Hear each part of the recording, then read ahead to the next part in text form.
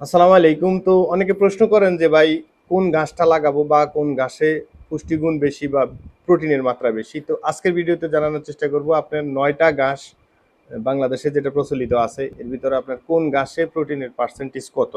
তো প্রথমে হচ্ছে যে আপনার নেপিয়ার ঘাস, যেটার মধ্যে হচ্ছে যে 11.5% প্রোটিন পাওয়া যায়।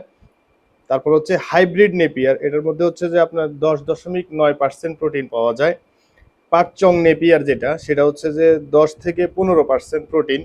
তারপর হচ্ছে জার্মান ঘাস, হ্যাঁ, যেটা পানিতে হয়, সেটা হচ্ছে 11% প্রোটিন পাওয়া যায় ওটাতে। ভুট্টা সবুজ, যেটা আপনার ভুট্টা কাঁচা থাকা অবস্থায় যদি আপনি কেটে খাওয়ান সেক্ষেত্রে 9.5 থেকে 16% পর্যন্ত আপনার প্রোটিন পাওয়া যায়।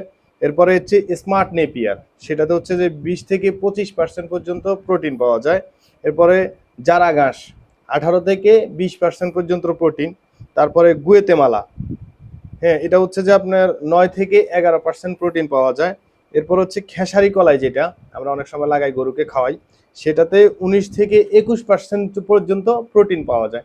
তো আপনি এই প্রোটিন পার্সেন্টেজ হিসেব করে যেই গাছটা আপনার সহজলভ্য বা আপনি পাবেন বা আপনি লাগাতে পারবেন, যেটার মধ্যে প্রোটিন পার্সেন্টেজ বেশি, ওটা যদি আপনি লাগান সেক্ষেত্রে আপনার খাবার খরচটা কিছুটা কমে আসবে বা গাছ থেকেও আপনার প্রচুর পরিমাণে গরু প্রোটিন পাবে।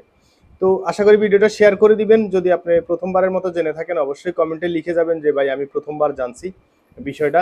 আর অবশ্যই অবশ্যই শেয়ার করে দিবেন, আপনার শেয়ার করে আপনার টাইম লাইনে রেখে দিতে পারেন বা নতুন খামারে যারা আছে তাদের যাতে তারা যাতে জানতে পারে সে কারণে শেয়ার করে দিতে পারেন। তো আসসালামু আলাইকুম, দেখা হবে অন্য কোনো ভিডিওতে।